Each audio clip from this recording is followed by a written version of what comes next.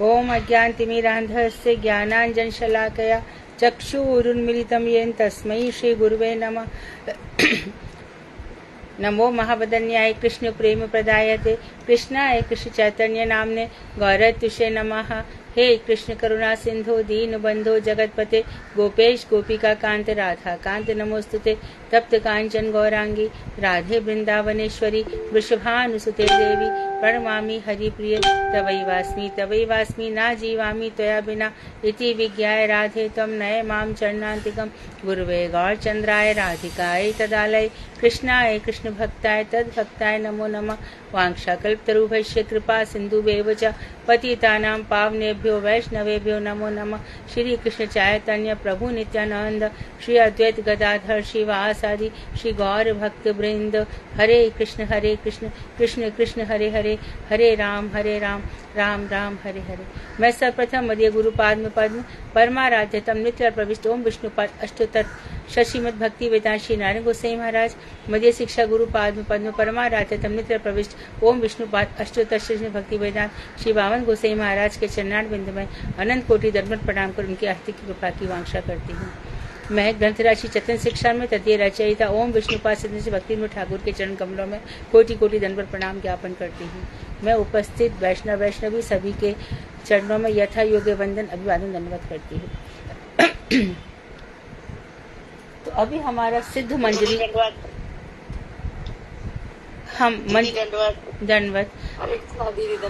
दंडवत अभी हम लोग है ना उस तरफ जा रहे हैं बिरजा नदी के उस पार परव्योम वैकुंठ धाम जहाँ पर भगवान नारायण रहते हैं और उसके ऊपर फिर गोलोक धाम जहाँ पर हमारे भगवान राधा कृष्ण रहते हैं। गोलोक धाम के नीचे मथुरा है जहाँ पर देवकी नंदन कृष्ण है और उसके नीचे द्वारका है जहाँ पर रुक्मणी के साथ श्री कृष्ण विराजमान है। तो इस तरह से हमारे सामने स्थिति है। अब ऊपर जाने के लिए इसको कहते गीता में इसको कहा गया है उत्क्रमण या उत्क्रांति। तो मनुष्य की जो गति है ऊपर जाने की, तो ये जो हम जितना ये पढ़ रहे हैं, इतनी जो कोशिश कर रहे हैं, दिन रात हम प्रयास कर रहे हैं, ये किसके लिए है कि हमारे अगले जन्म की अब बहुत हो गया, विराम लग जाना चाहिए। जीते हैं ना, फिर बूढ़े हो जाते हैं, फिर रोग आ जाते हैं। तो ये शरीर अच्छा तो शरीर के अंदर जो सूक्ष्म अंतःकरण है ना, चार अंतःकरण है, मन बुद्धि चित्त अहंकार। अंतःकरण के चार प्रकार है। तो करण अंदर से जो हमें चला रहे हैं, करण मतलब जो हमारे कर्ता है, हमें चला रहे हैं।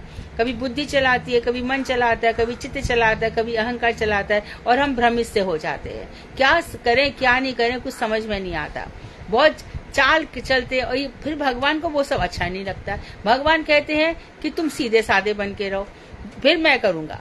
तुम अपनी होशियारी दिखाओगे तो मैं कुछ नहीं करूंगा। मैं कैसे लोगों के लिए करता हूँ, सुदामा जैसे लोगों के लिए करता हूँ। तो सुदामा की पत्नी बार बार उनसे कहती है जाओ जाओ जाओ, तो कहते मैं नहीं जाऊंगा। मेरे हृदय में भगवान के चरण कमल में उनका ही ध्यान। मैं ब्राह्मण हूँ, मधुकरी करके जीवन निकाल लूंगा, मांगूंगा नहीं। रघुनाथ दास गोस्वामी है, उनके बार बार वो घर से निकल जाते हैं। माँ दो भाइयों के बीच में इकलौता बेटा है, अपार धन संपत्ति है और स्त्री भी ऐसी ढूंढ करके लाए उनके लिए जो विश्व सुंदरी जिसको कहा जा सकता है। लेकिन उनको कोई आकर्षण नहीं रहा, उनको भी ऐसा जीवन नहीं जीना था। तो हम लोग चारों तरफ कभी मानसिक, दैविक, भौतिक। सनातन गोस्वामी ने महाप्रभु से ये पूछा कि ये तीनों ताप मुझे जलाते रहते हैं, तो एक बार मेरा ही भजन करो। हम सोचते हैं कि ऐसा करके चलो विदेशों में भी कई दार्शनिक हुए हैं, अरिस्टोटल है, सोक्रेटिस है, सुकरात है, अरस्तु है, प्लेटो है। इन्होंने अपनी अपनी फिलोसफी निकाली। इसी बीच में चाणक आ गए, ईट ड्रिंक एंड बी मरी, खाओ पियो मजे करो। इतने बीच में और भी आ गया, चार्वाक आ गया, भस्मीभूत से देह से पुनरागमनम कुता, अरे एक दफे शरीर मिल गया फिर नहीं आएगा। तो ऐसे ऐसे हमारे पास नास्तिक आ जाते। अच्छा, हम भगवान की तरफ भी मुड़े तो कोई कुछ कहेगा, कोई कुछ कहेगा, कोई कहेगा अरे भाई द्वारकाधीश कृष्ण है, ये है, गीता पढ़ो काफी हो गया। कर्म करो काफी हो गया। तो ऐसे बहुत सारी स्थितियां हमारे सामने रहती हैं। ऐसे बचा बुझ चुके कैसे करके तब पता चलता है हमें कि गोलोक वृंदावन धाम है जहाँ पर रहते हैं हमारे किशोर किशोरी, और हम माँ के उपासक बन सकते हैं। तो उपासना हम करने लग जाते हैं। तो जिस समय ठाकुर जी देखते हैं कि इसके अंदर योग्यता आ गई है मेरे धाम में आने की, तो उस समय वो ऐसे गुरु के पास भेज देते हैं जो हमें गोपाल मंत्र देते हैं। तो हमारी गोपाल की उपासना शुरू हो जाती है। इसमें 3 चीजें आ जाती हैं: संबंध, अभिधेय और प्रयोजन। किस बात से संबंध रखा जाएगा भगवान के साथ। तो आज ऐसी बहुत सी बातें हम पढ़ेंगे। देखिए,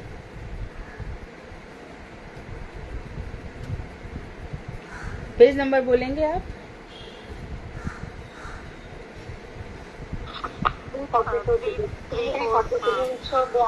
हाँ, राधा कृष्ण तत्व, राइट, राधा कृष्ण तत्व है। हाँ, तो राधा कृष्ण तत्व क्या है? श्री चैतन्य महाप्रभु की शिक्षा के अनुसार मधुर रसी भक्तों के लिए श्रेष्ठ उपास्य है। उपास्य मतलब जिसकी उपासना की जाए। तो कहते हैं कि देखो, मधुर रस सबसे श्रेष्ठ है। मधुर रस में सारे रस आ जाते हैं, सब रस मधुर रस में समाहित हो जाते हैं। इसमें खुद ही बता रहे हैं, श्री राधिका के अनुगत नहीं हुए तो रसास्वादन नहीं होता। तो मधुर रस यदि आ गया तो आपको हमें क्या करना पड़ेगा? राधिका जी ने मधुर रस ने राधिका जी का आश्रय ले रखा है। मधुर रस ने, इसीलिए उनको आश्रय तत्व कहा जाता है। श्रीमद् भागवत भी आश्रय तत्व है, क्योंकि भक्ति ने, रसों ने, सबने श्रीमद् भागवत का आश्रय ले रखा है। भागवत श्री कृष्ण स्वरूप ही तेने बांग में मूर्ति प्रत्यक्ष वर्तते हरे। भागवत श्री भगवान का दूसरा ही रूप है, परंतु इस भागवत के भी अभिलक्ष्य कौन है? भगवान श्री कृष्ण जो विषय है और जो स्वयं बैठकर भागवत कथा सुनते हैं। तो इसमें भागवत ने भी क्या कर रखा है? सब रसों ने भागवत का आश्रय ले रखा है। तो हमें राधा जी किस तरह से भगवान श्याम सुंदर की सेवा करती हैं, प्रातः काल से लेकर रात तक हम भक्त उन्हीं के अनुगत्य में करेंगे। स्वतंत्र रूप से तो सेवा नहीं हो सकती, वहां पर चांस ही नहीं है, घुसने ही कौन देगा। एक आचार्य जीवन जनार्दन बता रहे थे कि वहां पर यदि आपको ऊपर जाने की योग्यता हासिल हो भी गई तो वहां पे कौन पहुंचाएगा? अपने ये मार्ग कर्म का तो है नहीं कि भैया कर्म कर लिए, ये मार्ग भक्ति का है। अब भक्ति हमारी कितनी श्रेष्ठ हो रही है ये वहां तक कौन बताएगा? तो उसमें कहते हैं कि जो गुरु जी हैं वो हमें ले जा सकते हैं, गुरु जी हमें ले जा सकते हैं। और गुरु कहते हैं वहां पर जाकर, गुरु जी भी किसके अनुगत्य में है? वहां पर रूप मंजरी किसके अनुगत्य में? किशोरी जी के, ललिता जी के। तो बहुत बड़ा यूथ है वहां राधिका जी का, अष्ट सखियों का, जिसमें राधिका प्रधान है, चंद्रावली प्रधान है, ललिता प्रधान है, तटस्था, सुहृद, स्वपक्षा, विपक्षा सब सखियां प्रधान है। तो इस तरह से वहां पर गुरु जी ले जा सकते हैं। अब गुरु जी भी देखेंगे कि इसकी योग्यता है। अब कौन वहां पर जाएगा? ध्यान रख लेना, लिख लेना, दास अनुदास अनुदास अनुदास। जो गुरु जी के सेवक के भी सेवक का भी सेवक का भी सेवक है, अर्थात गुरुदेव जिससे प्रेम करते थे उनकी सेवा करता है, उनकी सेवा का भी सेवा। अभी हम लोग क्यों इतने वैष्णवों की सेवा करते हैं? अरे महाराज जी देखो इनसे इतना प्रेम करते थे, तो इसलिए तो हम करते हैं ना। तो ये चीजें हमें ऊपर ले जाती है। ऊपर ले जाने के लिए भी साधारण रूप से नहीं है, कैसे जाएंगे बताइए? तो वहां पर ऐसे, तो जब गुरु जी देखते हैं कि अरे ये मेरी अक्षर अक्षर बात का पालन करता है, मैं जो बताया कि श्रीमन महाप्रभु ऐसे रहे, नित्यानंद ठाकुर ऐसे रहे, हरिदास ठाकुर रहे ऐसे, रूप गोस्वामी, ये सब बातें ध्यान से सुनता है या सुनती है और उसी तरह से चलना चाहती है, तो फिर वहां पे कृपा हो जाती है। और फिर राधा जी हमें किसी भी सेवा में लगा सकती है। सेवा के लिए कौन कौन से ग्रंथ पढ़ने चाहिए? हमें पढ़ना चाहिए बिलाप कुसुमांजलि पढ़ना चाहिए, हमें संकल्प कल्प द्रुम पढ़ना चाहिए, हमें उत्कलिका वल्लरी पढ़नी चाहिए। वहां पर देखते कैसी कैसी सेवा होती है। इस समय वहां पर बैठकर क्या हो रहा होगा? मध्याह्न लीला है ना, कुसुम सरोवर होगा या कहीं भी, इस समय हमारे श्याम सुंदर और किशोरी जी हो सकता है चौपड़ खेल रहे हो, क्योंकि वहां पर आनंद प्रदान करना है, आनंद प्रदान करना है। तो वहां पर क्या हो, आनंद के लिए केली विहार होता है, लीलाएं होती हैं, तालियां बजती हैं, हास परिहास होता है, ललिता जी खरी खोटी सुनाती हैं, मधुमंगल को बहुत आनंद आता है, श्री राम स्तोत्र कृष्ण, इस तरह से। तो राधिका जी के अनुगत्य में हमें ये भजन करना है, अनुगत, उनके अनुगत्य में, उनके अनुगत होने से। तो यदि हम ऐसा नहीं करते तो रसास्वादन नहीं हो सकता। मधुर रस में है लेकिन रस तो है ही नहीं, रस तो आना ही चाहिए ना। सच्चिदानंद तत्व ही पर ब्रह्म है, सच्चित आनंद, सत हो गए। यहाँ पे एक चीज फिर से माइंड में सेट कर लो, बहुत अच्छे से सेट करना है। सत चित आनंद, सत संधिनी शक्ति, चित पहले भी बताया है, परम चेतन, आनंद किशोरी जी। तो सत्य संधिनी शक्ति, बिरजा नदी के उस पार जितने भी जीव हैं वो सब बलराम भैया द्वारा प्रकटित हैं। जितने भी जीव ऊपर की तरफ जितने भी हैं, बिरजा नदी के उस पार, वहां ब्रह्मा जी नहीं आएंगे। ब्रह्मा जी इसी ब्रह्मांड में, इसी में 14 लोक का ये जो ब्रह्मांड है 14 भुवनात्मक है ना, चतुर्दश भुवनात्मक है। और इस ब्रह्मांड का कौन है? मया अध्यक्षण प्रकृति सूयते चराचर जगत, मेरी अध्यक्षता में ये प्रकृति इस चराचर जगत को उत्पन्न कर रही है। ये हमारे कॉन्सेप्ट एकदम क्लियर होने चाहिए। ऊपर का जगत संधिनी शक्ति बलराम जी का, ये धाम प्रकृति बना रही है। ऊपर जाने की जहां पर हमारी क्षमता हो गई, वहां पर अब कर्म नहीं रहेगा। अब भगवान के आदेश से जितने भी हम भागवत गीता में भगवान ने जो बातें कही हैं उसके अनुसार चल रहे हैं, तो ऊपर हमारा फिर आगे का जो प्रोसेस है वो भगवान देखते हैं। हम फिर ईश्वर कृपा जीवी हो जाते हैं, भगवान की कृपा पे हमारा जीवन चलता है। और नीचे हम किसके अधीन है? प्रकृति के अधीन है, कर्म के अधीन है। तो कर्म से परे जब हम जाते, प्रपंच से अतीत, तो देखिए सत्यचित आनंद यही पर ब्रह्म है। श्री कृष्ण सचित स्वरूप है। श्री कृष्ण में संधिनी शक्ति अर्थात बलराम जी की संधिनी शक्ति भी है और चित स्वरूप है। यहाँ परमात्मा तक ही है, लेकिन जैसे ही किशोरी जी, श्री राधा जी आनंद रूपिणी है, तो इसको मिलाकर के सच्चिदानंद बनता है। सत्य चित्त और आनंद, आनंद जब ही होगा, नहीं तो भगवान राधा रानी नहीं रहेंगी तो भगवान सत्य चित्त ही माने जाएंगे। राधा और कृष्ण एक ही तत्व है।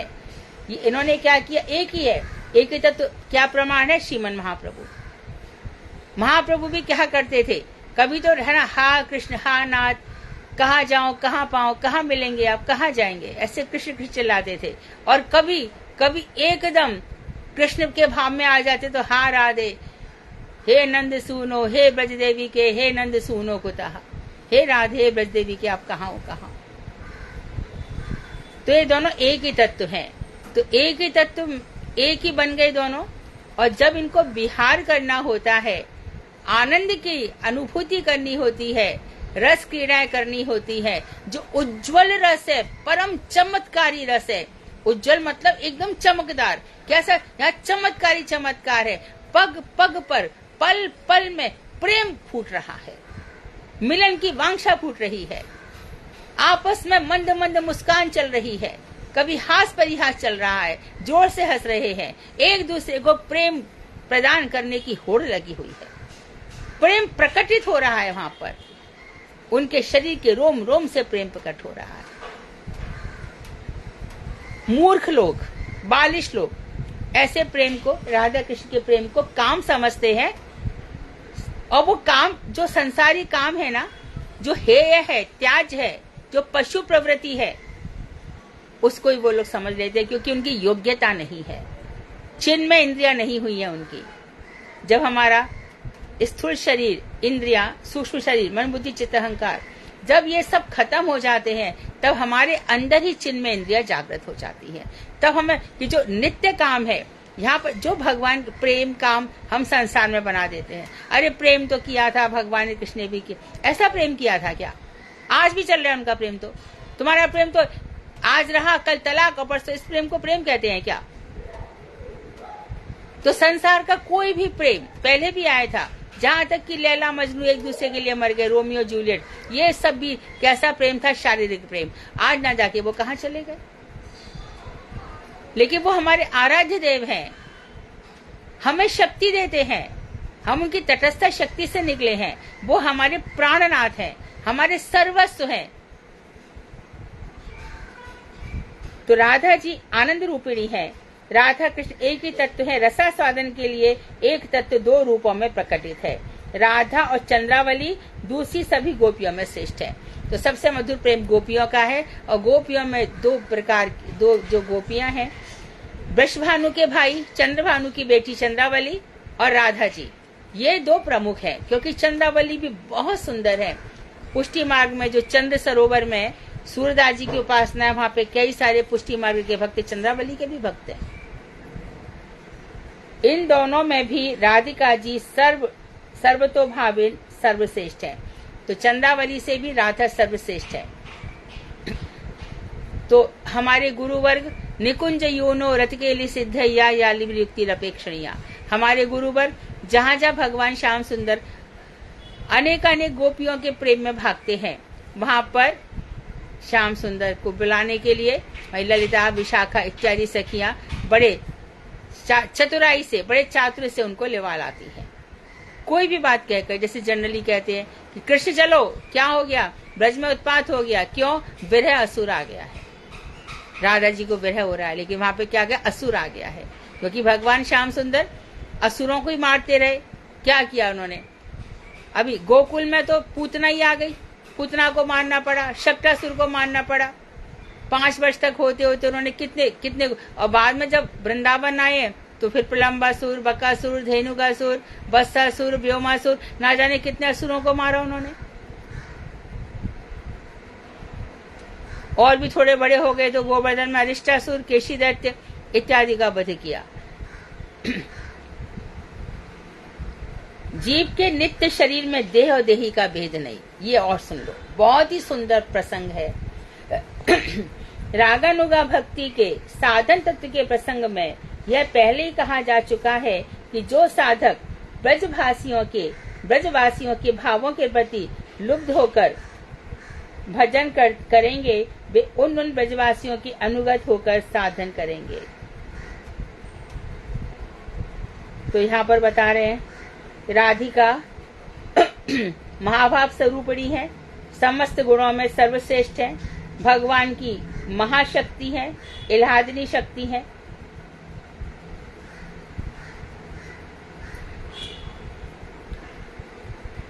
उसी में बताया कि जो रागानुगा भक्ति है, रागानुगा पहली भक्ति है रागात्मिका, भगवान से राग प्रेम हो जाना, प्रेम से युक्त भक्ति। तो रागात्मिका भक्ति किसकी है, ललिता जी की, विशाखा जी की, सबकी है। लेकिन अपने को ललिता विशाखा मान लेने से हम भगवान को प्राप्त कर लेंगे, ऐसा कभी भी नहीं हो सकता। तो हमें क्या करना है, उनके अनुगत्य में। तो यहाँ पर बताया है राग का अनुग, हम राग का अनुसरण करेंगे, उनको फॉलो करेंगे, उनकी सेवा जैसे वो हमें प्रदान करेंगी हम करेंगे। इसको रागानुगा भक्ति कहते हैं। इसी का रूप गोस्वामी ने हमको वर्णन किया।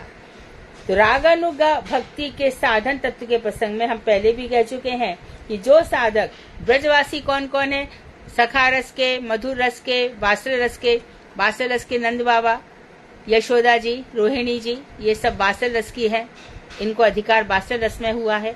और मधुर रस के तो आप सब जानते ही हैं। और इसके बाद सख्य रस भी हम बार बार कहते रहे हैं। कृष्ण किस कौन कौन है ये, श्रीदाम, वसुदाम, स्तो कृष्ण, मधुमंगल इत्यादि। तो ब्रजवासियों के इनके भावों के प्रति हमें लोभ होता है। लोभ ही रागानुगा भक्ति, जैसे कि भक्ति की जड़ है निष्ठा, गुरु निष्ठा। जितनी अधिक गुरु निष्ठा होगी भक्ति बढ़ जाएगी। इसी प्रकार रागानुगा भक्ति की जड़ है लोभ। लोभ इसका जड़ है। कैसे ऐसे होगा, ये लोग कैसे गोलोक धाम में सब इतने सुंदर सुंदर, वहां पर किशोर रूप है, इतने सुंदर, कैसे वहां पे सब हो रहा है। मुझे भी ऐसे, मैं कहा इस जड़ संसार में कोई काला पीला, कोई बुढ़ा, कोई खूसट, किसी के कैसी स्त्रियां, कैसी क्या क्या है यहाँ पर, मैं क्यों देखूं ये सब। भगवान यहाँ से तो मेरी आंखें ही बंद कर दो। नित्य जगत में जो नित्य मेरा स्वरूप है उसमें मैं अभिभूत हो जाऊं और इन सब का दर्शन करूं। तो जो साधक ब्रजवासियों के भावों के प्रति लालची होकर, लोभी होकर भजन करता है, उन ब्रजवासियों के अनुगत होकर साधन करेंगे। तो आप उन्हीं के अनुगत होकर साधन करेंगे, स्पष्ट कर रहे हैं। इसलिए श्री राधा कृष्ण की नित्य लीला में प्रवेश के लिए जो सिस्टम है, जो प्रणाली है, जो प्रणाली उपयोगी है, प्रेमरुक्षु, प्रेम प्राप्त करने के इच्छुक व्यक्ति अपने गुरुदेव की कृपा से अवश्य उसकी शिक्षा ग्रहण करेंगे, जाएंगे। जैसे कि बाबा जी के पास जाकर के ब्रजनाथ और विजय कुमार दोनों ने पूछा, तो जिसकी जैसी योग्यता थी बताया गया। ब्रजनाथ ऐश्वर्य भाव तक रह गए और विजय कुमार मधुर रस तक पहुंच गए। तो गुरुदेव बताएंगे अब तुम ऐसा करो, अब महाराज जी अब ऐसा होता है, आगे अब ऐसा करो, अरे माधुर कादम्बरी पढ़ो, तब तुम्हें पता चलेगा कि तुम्हारी श्रद्धा कितनी कोमल है, तुमको कितनी निष्ठा है, तुम्हारी रुचि कहाँ तक हुई है, तुम्हारी आसक्ति कहाँ तक हुई है। तो महाराज जी ऐसा ऐसा मुझे लगता है, हाँ थोड़ा और गंभीर भजन करो। तो गुरुदेव शिक्षा देंगे ऐसे को। तो इस रस में साधक अपनी गोपी देह की भावना कर, तो साधक स्त्री हो या पुरुष हो, नित्य जगत में बिना गोपी भाव के, बिना गोपी देह के रास्ता नहीं है। यही आत्मा कर्मों के कारण नरक में जाती है, जब यातनामय शरीर धारण करती है। इतनी यातना वहां मिलती है ना कि शरीर तो झेल ही नहीं सकता। इस शरीर में तो 10 बार तेल की जरा सी भी आधी कटोरी भी डाल दी तो शरीर खत्म। वहां पर तो तेल में खौलाया जाता है। और इधर वहां पर चली जाएगी, वह दिव्य देह चली जाएगी स्वर्ग में, क्योंकि वहां पे भोग बहुत है, भोग बहुत है। वहां पे सुरा है, आसव है और अप्सराओं का संग है, वहां पे यही सब है। वहां वृद्धावस्था होती ही नहीं, इंसान थक जाता है और भजन करने का चांस बहुत कम है, क्योंकि वातावरण ही नहीं मिलता। यद्यपि वहां पर हमारे बामन भगवान है, इंद्र है, उपेंद्र, इंद्र राजा है, बामन हमारा उपेंद्र है, फिर भी भक्ति जागृत नहीं होती। तो गुरुदेव की कृपा से मिल जाएगा। गोपी देह में भावना कर श्री राधा के युद्ध में प्रवेश करते हैं।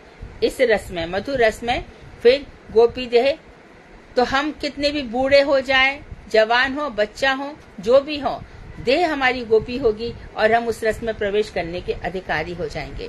तुलसी जी से भी हम कहते हैं, मोर रही अभिलाष विलास कुंजे दियो वास, नए ने हेरिव सदा युगल रूप राशि। हे तुलसी देवी, आप, मेरी यही इच्छा है कि जहाँ पर मेरे ठाकुर ठाकुरानी विलास कर रहे हैं, आप मुझे वहां पर पहुंचा देना। क्या करूंगी मैं? नए नए हेरिव, अपनी आंखों से वो जो युगल सौंदर्य है उसको निहारा करूंगी, उसको देखा करूंगी। सेवा अधिकार दियो, सेवा का अधिकार मांगा जाता है। वहाँ ऑफिसर थोड़ी बना जाता है कि बैठ के राज करूं। मुझे कैसे भी करके सेवा दीजिए, कोई भी सेवा दीजिए। तो इसे असंभव नहीं मानना चाहिए। साधक पुरुष शरीर में होने पर भी वह भाव देह में गोपी हो सकता है। पुरुषों को भी क्या करना होगा? यदि सख्य भाव है तब तो आप पुरुष रूप में, लेकिन यदि भगवान श्री कृष्ण के साथ रास करना है तो पुरुषों को भी गोपी भाव का चिंतन करना पड़ेगा, जो हमारे गुरु वर्ग करें। सभी गुरु क्या है? सब मंजरी हैं। चाहे हम, अरे ये प्रभुपाद जी नयन मंजरी, भक्ति विनोद ठाकुर कमल मंजरी, गुरुदेव रमण मंजरी, बाल गोसाई महाराज राग मंजरी। तो इस तरह से सभी मंजरियों का, जीव गोस्वामी गुण मंजरी, विलास मंजरी, रूप गोस्वामी रूप मंजरी, सनातन गोस्वामी लवंग मंजरी, तो कृष्णदास कविराज कस्तूरी मंजरी। किस तरह से ना सब कृष्ण राधा कृष्ण गरुदेश दीपिका में और महाप्रभु के गरुदेश दीपिका में, चैतन्य महाप्रभु के, इस सब में सबका स्वरूप लिखा हुआ है। तो ये सभी लोग गोलोक धाम में, वृंदावन में गोपी रूप में, और जब श्रीमन महाप्रभु होते हैं तब ये लोग पुरुष रूप धारण करते हैं। तो हमारे गुरु वर्ग 3 रूप में हमेशा रहते हैं। जब आप गुरु मंत्र बोल रहे हो, चलो गुरु मंत्र बोल रहे हैं, गुरु मंत्र का बीज है एंग, वहां पे बोला गुरुवे नमः, गुरु जी को नमस्कार किया।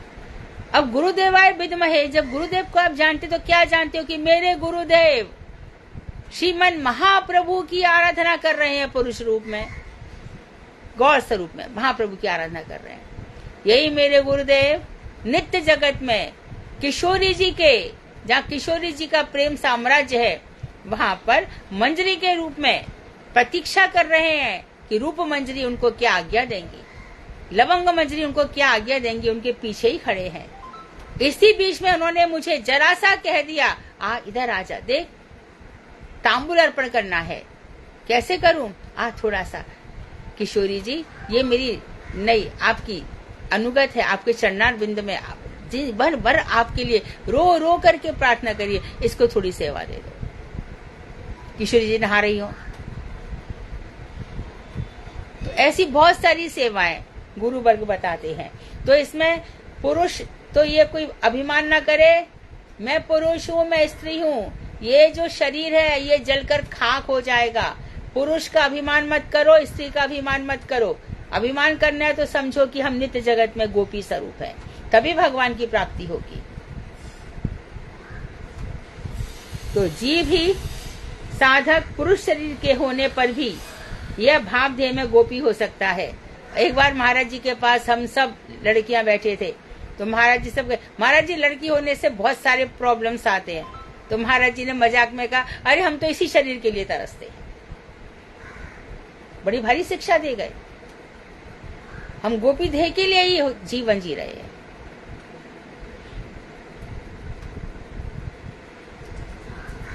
इसे असंभव नहीं मानना चाहिए कि पुरुष होकर के हम स्त्री, जिसने श्रीमद् भागवत पढ़ा है उसने सबने पढ़ लिया होगा कि पुरंजनी का ध्यान किया तो वो वैदर्भी, वहां विदर्भ देश की राजकुमारी बन करके आ गया। ये संसार में ऐसा चलता है।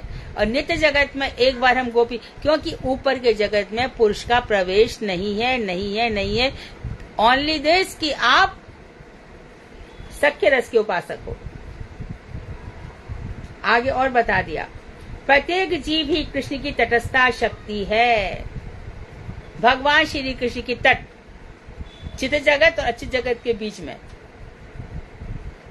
यद्यपि तटस्थ शक्ति पे कोई रहता नहीं है, बिखर गए सारे जीव, कुछ चित जगत में चले गए, कुछ अचित जगत में चले गए, तो जीव सब तटस्थ शक्ति से ही निकले हैं। स्थूल देह में पुरुषत्व और स्थित्व कल्पित होता है। सूक्ष्म शरीर में मन बुद्धि चित्त अहंकार नहीं है। स्थूल शरीर में हम कल्पना कर लेते हैं यह पुरुष है, स्त्री है, मन की भावनाओं के अनुसार।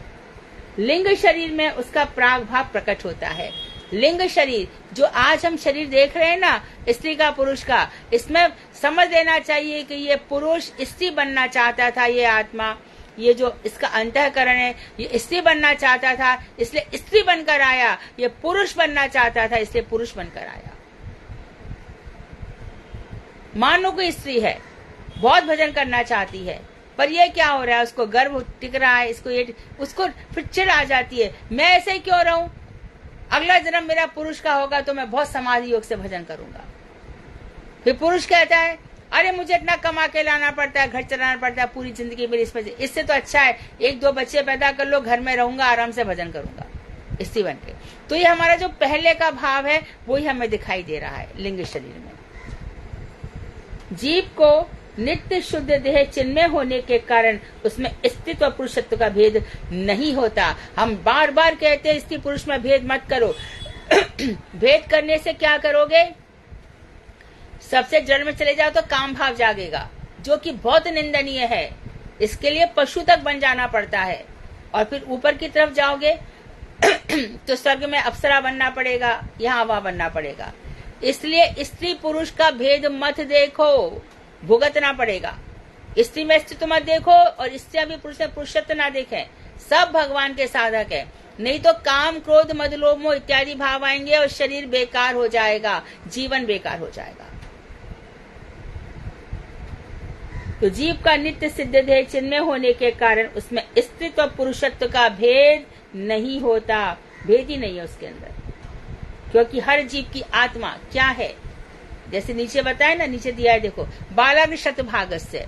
आत्मा कैसी है, जैसे हमारे एक बाल होता है ना, बाल का 100वां हिस्सा और नीचे का 100वां हिस्सा, उस 100वें हिस्से का भी 100वां हिस्सा वो आत्मा का स्वरूप है। वो क्या स्त्री क्या पुरुष। अभी बात चल रही थी, एक महाराज से बात चल रही थी, तो प्राण इंद्रिय, अभी कोई कहते कि अरे भैया ये शरीर पंचभूतात्मक है, इसमें पृथ्वी जल तेज वायु आकाश है, वो उसमें, अरे मत बकवास करो फालतू में। ये स्त्री शरीर है तो इसमें इंद्रिया कहां से आ गई? पंच भौतिक देह है तो इंद्रिया क्या कर रही है यहाँ पे? इंद्रियों को भी बल कौन दे रहा है? प्राण दे रहा है। प्राण भी कहां से आ गए? आत्मा से। आत्मा इसमें घुस गई शरीर में। कपिल देव ने वही मैया को बताया, पहले 5 दिन का फिर 10 दिन का एक बेर के आकार का जीव हो जाता है, तीसरे महीने आते आते पता चलता है स्त्री पुरुष है। तो स्त्री पुरुष का भेद नहीं रखना चाहिए, ऐसी दृष्टि से हटा लो, शांत चित्त हो जाओ, देखो ही मत ये स्त्री कैसी दिखती है, पुरुष कैसा, इस सबको खत्म कर दो, तो फिर उसमें भेद नहीं होता। तो आत्मा ऐसी है। आत्मा क्या है? एक प्रकाश है। हम सब क्या है? आत्मा एक ही है, कण है, सब प्रकाश कण है। जिस दिन अपने आप को समझ लिया, ना शोष्यति मारुता, ना तो इसको आत्मा को हवा सुखा सकती है, ना किले देती आप, पानी इसको भी गीला नहीं कर सकता। तो इस तरह से जो आत्मा का रूप है वो हमें जानना चाहिए, जिसमें स्त्री पुरुष ये कल्पना है। संतों के लिए, मुनियों के लिए, ऋषियों के लिए ये सब नहीं हुआ करते हैं।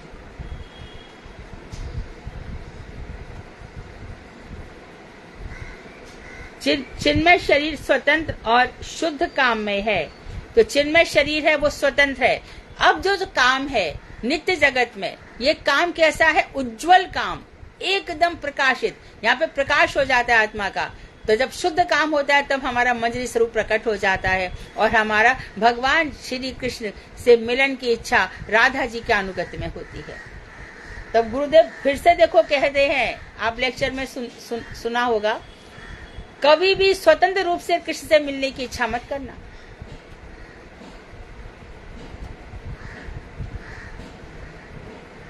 हमेशा किंकरी राधा जी की सेवा में ही रहना। तो जब शुद्ध काम में हो जाता है, उज्जवल रस, परम सुंदर श्रृंगारिक रस, मधुर रस जब प्रकट हो जाता है, तो जब यह भाव प्रकट होता है उसी के अनुसार स्थित या पुंसत हो पड़ता है। तो आत्मा का स्थित पुंसत कब होता है? जब हमारा कामना जागती है। क्या कामना जागती है? मानो शांत रस आ गया हृदय में। मधुर रस के 5 प्रकार हैं। पहला है शांत रस। शांत रस में नपुंसकत्व, अर्थात न इसमें स्त्रीत्व रहता है न पुरुषत्व, मतलब भाव नहीं रहता, शांत रहता है। पुरुष में एक सख्य रस में रहता है ना, या वात्सल्य रस में पिता है, इसमें एकदम नपुंसक जैसा ही होता है, उसमें कोई प्रकार के भाव नहीं आते, भाव सब पड़े से रह जाते हैं। तो शांत रस में नपुंसकत्व, दास रस में पुरुषत्व। वृंदावन में रक्तक पक्तक है। दास रस बहुत संकुचित है, बहुत कम लोग भगवान के दास बनना चाहते हैं। दास रस में सर्वश्रेष्ठ हमारे हनुमान जी हैं। राम काज की न बिनु मोय कहाँ विश्राम। उनको कब भगवान की सेवा, मुझे और काम बताए, मैं सेवा ही करता रहूं। तो इस तरह से है। और फिर मात्र वात्सल्य रस में स्त्रीत्व, जो यशोदा जी के अनुगत, यशोदा जी के चारों तरफ सब सेविकाएं खड़ी रहती है। अभी देखो है यशोदा जी का अनुगत्य, और पहुंच जाएंगी, अभी कृष्ण आएंगे ना 4-4:30 बजे, अट्टालिकाओं पर पहुंच जाएंगी। तो यशोदा सुन, बहुत धूल दिखाई दे रही है, अरे बड़ी भारी, पास ही आ रहे हैं, और पास आ, अट्टालिकाओं पर चढ़ जाती है। यशोदा जी के यहाँ पे फटाफट काम ये करो, ये मथानी करो, अभी लाला आता होगा, स्नान की तैयारी करो, उपटन करो, नंद बाबा के यहाँ प्रसाद की। तो मुख्य काम यशोदा जी स्वयं करती थी, कृषि की सेवा, बाकी इनके लिए परिचारिकाएं करती थी। तो स्त्रीत्व आएगा मात्र जमैया जैसा बचपन, और पिता के जैसा नंद बाबा। तो पितृवात्सल में पुरुषत्व भाव रहेगा, और मधुर उज्जवल रस, जहाँ पर भगवान के साथ रासलीला होगी, ये सब होगा, तब वहाँ पर सभी जीवों का ही शुद्ध अस्तित्व सिद्ध है। सभी जीवों को, चाहे इस समय वो स्त्री देह दिख रही है, चाहे पुरुष देह की कल्पना हो रही है, सभी जीव वहाँ पर स्त्री देह में रहेंगे। सभी एक ही परम पुरुष श्री कृष्ण की सेवा करते हैं, सभी जन। किस जीव का कौन सा रस है, वह जीव की गुण रुचि के द्वारा परिलक्षित होता है। किस जीव का कौन सा अधिकार है, वो गुण सीक्रेट है, उस जीव का सीक्रेट इंटरेस्ट है, उसको वैसी सेवा करनी है, हृदय में वैसी भाव उदित होंगे। ये यथा माम प्रपद्यन्ते तास्ततः भजामहे, जो जैसा भजेगा और जैसा साधन करेगा, जैसा साधन यहाँ पर है, सिद्धि वैसी हो जाएगी। भजन श्रद्धा के उदय के समय साधक उसी रुचि के अनुसार अपने रुचि का रस को ही पसंद करते हैं। तो जब भजन श्रद्धा चल रही है, भजन के प्रति श्रद्धा उदित हो गई है, तब साधक उसी रुचि के अनुसार, चाहे उसकी सख्य शांत दास जो भी रस है उसमें रुचि होती है, तो वो उस रस को ही पसंद करते हैं। उसी रुचि की भली भांति परीक्षा कर श्री गुरुदेव उस साधक को भजन दीक्षा प्रदान करते हैं। फिर वो देख लेते हैं कि इसकी भक्ति कहाँ तक जा सकती है, तब गुरुदेव उसको वैसी शिक्षा देते हैं। परंतु हमारे गुरुदेव जय हो जय हो, हरे कृष्णा, श्री नारायण गोसाई महाराज सबको कहते थे राधा दास्यम राधा दास्यम राधा दास्यम राधा दास्यम, तो मैं राधा दास्य बना, सबको कहते थे। जहां तक भी कहते थे, जब तक मैं हर एक शिष्य को राधा जी के चरणों तक नहीं पहुंचा दूंगा, तब तक मैं जन्म लेता रहूंगा। ये उनकी महत कृपा है हमारे लिए, वो प्रपंच में भी आने को तैयार है। तो श्री गुरुदेव उस साधन को भजन शिक्षा प्रदान करते हैं। श्रृंगार रस में प्रेम के स्वरूप का वर्णन बृहदारण्यक उपनिषद में किया गया है।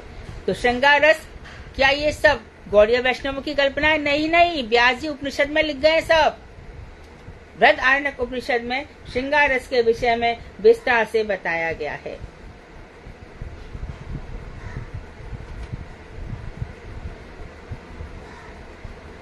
अब सिद्धदेह, हमारी सिद्धदेह कैसी होगी? देखो, श्री कृष्ण श्रृंगार रस के सर्वस्व हैं। श्री कृष्ण श्रृंगार रस में, यानी सर्वे सर्वा कौन है? श्री कृष्ण। श्रीमती राधिका की कृपा के बिना श्री कृष्ण को इस रस में पाया नहीं जा सकता। राधे किशोरी कृपा करो, राधे किशोरी दया करो, उनके बिना पाया नहीं जा सकता।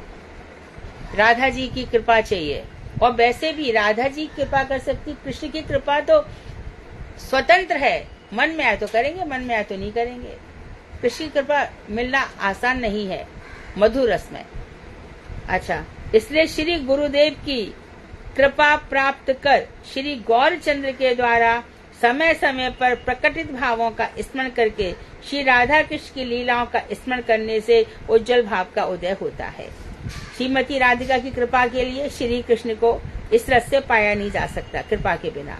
इसलिए क्या होता है कि गुरुदेव की कृपा मिलती है, फर्स्ट स्टेप। दूसरा स्टेप, गौरचंद्र हमारे चैतन्य महाप्रभु के द्वारा समय समय पर भाव प्रकटित हुए हैं, अर्थात गंभीरा में भाव प्रकट हुए, जगन्नाथ में हुए, है ना। और फिर गीत गोविंद को सुनकर के कैसे एक बैगन तोड़ रही थी, वो गीत गा रही थी, उसके पीछे पीछे भागे, जगन्नाथ जी के दर्शन कर रहे, एक स्त्री के कंधे पर खड़ी हो गई। स्वरूप दामोदर उनके रस के, स्वरूप दामोदर रस के आचार्य है, स्वरूप दामोदर रस के आचार्य हैं, वहां बैठे रहते हैं गंभीरा में, और वो उनको देखते रहते हैं, क्योंकि स्वरूप दामोदर कौन है? ललिता जी हैं, उनको देखते रहते हैं। तो कभी कभी भाव प्रकटित हुए तो उन्होंने कहा कृष्णदास कविराज गोस्वामी को, रघुनाथ दास गोस्वामी को, जो कड़ चाहे डायरी लिख कर दी कि ऐसे ऐसे उनके भाव प्रकट हो। तो उन भावों का स्मरण करके जब महाप्रभु भावों में भीग जाते थे, वृंदावन भावों की ऐसी वर्षा से वो भीग जाते थे, वृंदावन आते थे, हा नाथ, हे नाथ, ऐसे करके राधा जी के भावों में, हे नाथ, हे रमण, हे पृष्ठ तुम क्वासी क्वासी महाभुज, इस प्रकार से विरह भाव में जब होता था, तो उनके भावों का स्मरण करके ये नेक्स्ट स्टेप हो गया। समय समय पर प्रकटित भावों का स्मरण करके फिर क्या होता है? नेक्स्ट स्टेप है राधा कृष्ण की लीलाओं का स्मरण, महाप्रभु की, फिर राधा कृष्ण की, कैसे इनका, तो फिर सारे की सारे जो भी आपने परिक्रमा करी वृंदावन की, भांडीवन में क्या किया,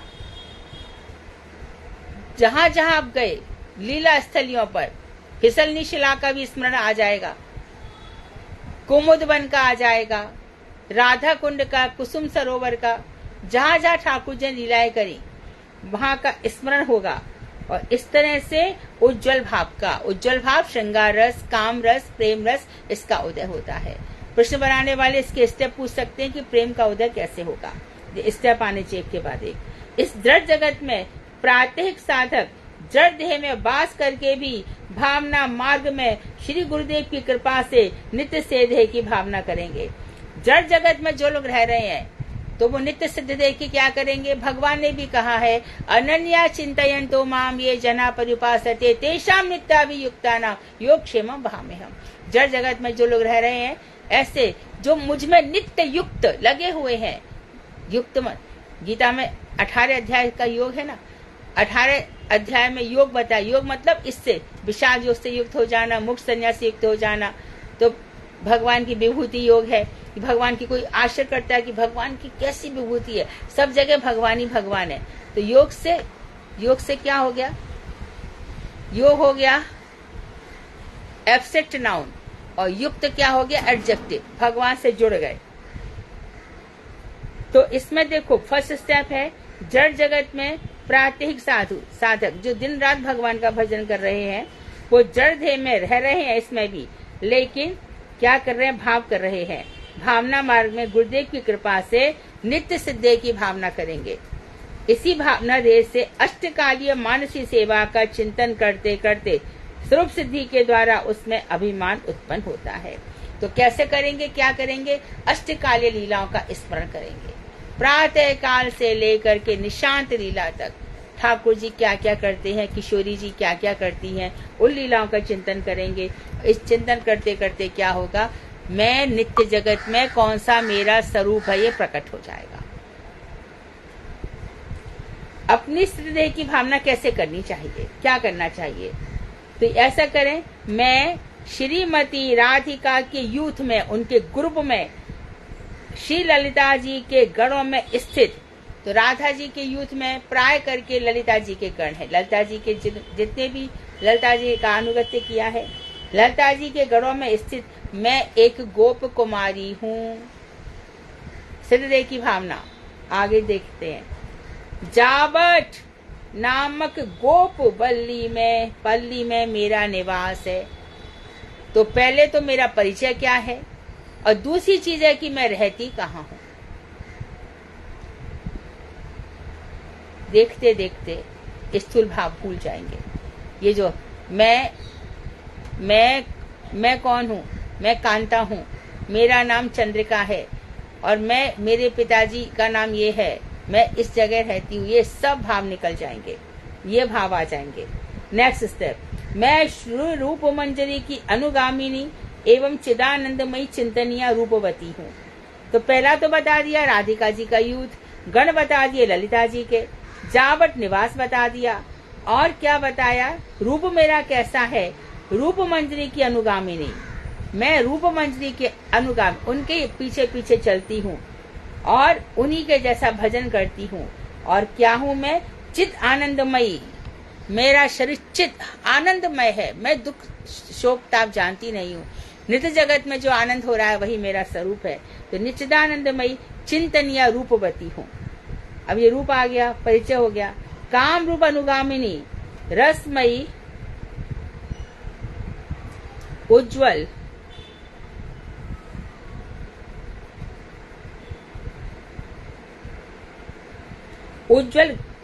गौरवर्ण की, नव यौवन संपन्ना और राधा कृष्ण की समीपवर्तिनी अनुचरी हूँ। और क्या परिचय है मेरा परिचय ये है। नेक्स्ट, काम रूप अनुगामिनी, मैं काम रूप के अनुगमन करने वाली, इच्छा जो मेरी काम रूप है उसका अनुगमन करने वाली। मैं रसमयी, उज्जवल, गौरवर्ण की और नव यौवन संपन्ना हूँ। अभी मेरा यौवन, यहाँ पे बुढ़ापे से काम नहीं चलता भाई। यहाँ पर कौन सी सिद्धि करनी पड़ेगी? टीनेजर। यहाँ पे 12 से 16 वर्ष की उम्र चलती है, ज्यादा से ज्यादा 11.5, इससे कम भी नहीं चलेगा। बाल भाव, पौगंड भाव नहीं चलेगा, न इससे ऊपर चलेगा। तो श्री गौरवर्ण की हूँ, गोरी हूँ, नव यौवन संपन्न हूँ, राधा कृष्ण के समीप रहने वाली अनुचरी हूँ। जो मैं क्या करती हूँ? राधा कृष्ण श्याम सुंदर जहाँ पर रहते हैं मैं वहीं पर उनके समीप रहती हूँ। इस सिद्ध देह के साधन के लिए 11 पर्व हैं। नाम, रूप, वयस, वेश, संबंध, यूथ, आज्ञा, सेवा, पराकाष्ठा, पालेदासी भाव और निवास। इन सब की अपने रूप में भावना करते करते एक अभिमान पैदा होगा। तो अब ये 11 भाव क्या है? हमने जैव धर्म में पढ़े थे। तो ये अनुराधा खंडेलवाल, आप शॉर्ट में जरा जल्दी जल्दी बोलो। क्या बताया था भक्ति विनोद ठाकुर ने? नाम बोलो। नहीं, पहले संबंध है। बोलो बोलो जल्दी जल्दी। हाँ, सब लोग ध्यान से सुनेंगे और आज सुन करके फिर से सुनेंगे, रात को सुनेंगे, फिर से सुबह सुनेंगे, तब जाकर के मंजरी भाव थोड़ा थोड़ा उदित हो सकता है। हाँ, संबंध में बताते हैं। संबंध भाव ही इस विषय की गीति स्थापना नींव डालना है। संबंध काल में कृष्ण के प्रति जिसका जो भाव होता है उसी के अनुरूप उसकी सिद्धि होती है। कृष्ण को प्रभु मानकर संबंध स्थापन करने से दास, सखा मानकर संबंध स्थापन करने से सखा, और पुत्र मानकर संबंध करने से माता पिता हुआ जाता है। सबकी भाव मानकर संबंध स्थापन करने से पुर की बनिता हुआ जाता है। ब्रज में शांत नहीं है, वहाँ दास ही संकुचित है।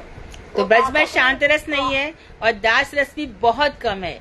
ब्रज में यहाँ पर है नहीं, वो बता रहे हैं कि जैसा संबंध होगा मधुर रस का, शांत रस का, दास रस का, जैसा संबंध होगा भगवान श्री कृष्ण के साथ। ये संबंध लेकर ही भजन होता है, बिना संबंध के भजन नहीं हो सकता। इसमें बहुत साधारण स्त्रियां हैं ना, बहुत साधारण गांव की स्त्रियां भी, यदि आप उनके पास बैठोगे तो कहेंगी कि जैसे मानो उनसे कहो, अम्मा हमें जरा सिखाओ ना, आप कैसे भजन करती हो, आप दिन भर इतने भजन में डूबी रहती हो, इतना हरिनाम करती हो, क्या लगता है आपको? तो कहेंगी कि देखो, भगवान को पति समझकर प्रेम करो, ठीक है, पति समझ करके डरो और बाल भाव से प्रेम करो, दोनों भाव मिला लिए उन्होंने। तो जो कुछ संबंध है भगवान से स्थापित करो किसी भी रस में। हाँ, आगे। उपास्य की स्वाभाविक रुचि के अनुसार संबंध स्थापित होता है। तुम स्त्री स्वभाव के हो, तुम्हारी रुचि भी परकीय रस में है, अतएव तुम ब्रजमनेश्वरी के अनुगत हो। तुम्हारा संबंध यह है कि मैं श्री राधिका की परिचारिका की परिचारिका, सेविका की सेविका हूँ, यानी सेविका की सेविका की सेविका की सेविका हूँ, तब जाकर के वहाँ पे प्रवेश है। वहाँ पे बाप बन के नहीं घुस सकते हो गोलोक धाम में, वहाँ पे बिल्कुल दैन्य भाव एकदम, तब किशोरी जी दया करेंगी। आगे। राधिका मेरी जीवितेश्वरी है। जीवितेश्वरी का अर्थ क्या है? जीवितेश्वरी का मतलब मेरा जीवन, मेरा सब कुछ, मेरी स्वामिनी, मेरा जीवन, मेरे प्राण, मेरी सर्वस्व श्री किशोरी जी ही है। और कृष्ण उनके जीवितेश्वर है, और कृष्ण राधा जी के जीवितेश्वर है, अर्थात राधा जी कृष्ण के बिना रह ही नहीं सकती।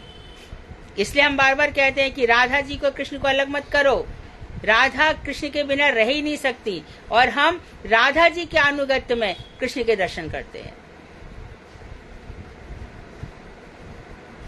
आगे क्या हो गया? मैंने क्या प्रॉब्लम है? वो खोला नहीं था, बोल रही थी प्रॉब्लम होती। फिर देखा है कृष्ण के साथ तुम्हारा जो संबंध हुआ उससे तुम्हारा एक अपूर्व स्वरूप भी उदित होगा। वह स्वरूप ब्रज ललना स्वरूप में है। हाँ, कृष्ण, एक मिनट, कृष्ण के साथ जो स्वरूप है वो क्या है? जो संबंध होगा वो ब्रज ललना, तुम ब्रज की गोपी हो।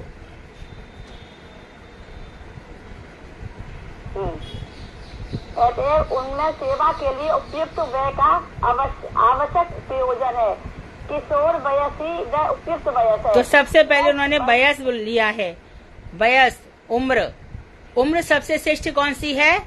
किशोर, कैशोर, टीनेज। टीनेज भी 19 तक नहीं, यहाँ पर 11.5 से लेके 16 वर्ष तक या 12 से 16 वर्ष तक। तुम हाथ क्यों नहीं रखती हो? फिंगर रख के पढ़ो ना, तुम लाइन क्यों भूल जाती हो? 10 वर्ष से 16 वर्ष की अवस्था किशोर है। 10 से 16 लिया है, ध्यान रखें, बल्कि 11.5 भी नहीं, 10 से 16 वर्ष की आयु। हाँ, इसी को वे संधि भी कहते हैं। तुम्हारी वे 10 से लेकर बढ़ती 16 तक जाएगी। इससे बूढ़े कभी नहीं होंगे। बाल्य, पौंडक और वृद्ध अवस्था, ये 3 अवस्थाएं ब्रज ललना की नहीं होंगी। गोपियों की कौन सी 3 उम्र नहीं होती? बाल, प्रौढ़ और वृद्ध। आपको सदा किशोरी समझने का ईमान रखना है। हमेशा अभिमान रहो। अभी तक तो हम संसार में क्या थे, जीवे स्वरूप है नित्य कृष्णदास, लेकिन अब गोपी भाव में हमारा क्या है कि मैं नित्य जगत में मंजरी स्वरूपा हूँ। फिर है नाम, तीसरा नाम। विभिन्न बदल नाम का वर्णन सुनकर उसमें तुम्हारी रुचिगत सेवा के अनुरूप तुम राधिका सखी की परिचारिका हो। तुम्हारा नाम ही तुम्हारा नाम है, उसका नाम ही तुम्हारा नाम है। तुम्हारी रुचि की परीक्षा करके तुम्हारे गुरुदेव ने जो नाम दिया है उसी नाम को तुम अपना नित्य नाम समझना। ललिता दासी, ललिता दासी, रूप मंजरी दासी, जितने भी ये सब नाम है ना, स्पेशली गुरुदेव ने विदेशियों को बहुत प्रकार से नाम दिए थे, और हमारे ये स्वामी महाराज ने भी बहुत नाम दिए थे। ये सब नाम के फिर उनको आगे दासी लगा देने का है। हाँ, नाम के बीच तुम नाम दादा मनोरथ पाओगे। तुम्हारे मनोरथ पूर्ण होंगे, नाम प्रकट होगा, तुम्हारी मनोरथ इच्छा होगी, अर्थात जैसी रुचि होगी गुरुदेव वैसे ही नाम देंगे। फिर है रूप। तुम जब रूप यौवन संपन्ना किशोरी हो, जब तुम्हारा सिद्ध रूप रुचि के अनुसार श्री गुरुदेव ने निर्णय किया है, अचिंत्य चिन्मय रूप संपन्न न होने से श्रीमती राधिका की परिचारिका कौन हो सकती है? ठीक है। यूथ परिचारिका कौन हो सकती है? उनका नाम राधा जी के नाम। हाँ, यूथ में श्रीमती राधिका की यूथेश्वरी है। श्रीमती राधिका की अष्ट सखियों में से किसी के भी गढ़ में रहना होगा। 8 सखियों में से कोई भी ग्रुप, 8 सखियों का कोई भी ग्रुप है, तुंग विद्या के ग्रुप में चले जाओ तो वीणा बजाओगे, तबला बजाओगे और हमारे बजाएंगे, और किशोर किशोरी मोर बन के नाचेंगे। मोर बने आयो श्याम, मोर बनायो। हाँ, तुम्हारे गुरुदेव ने तुम्हें श्रीमती राधिका के घर में ललिता के घर में रखा है। श्री ललिता जी की आज्ञा से श्री यूथेश्वरी के साथ लीला में कृष्ण की सेवा करना। ललिता जी आज्ञा देंगी और तब यूथ में कृष्ण की सेवा करना। जैसे कि अरे इस कृष्ण को अंदर मत आने देना,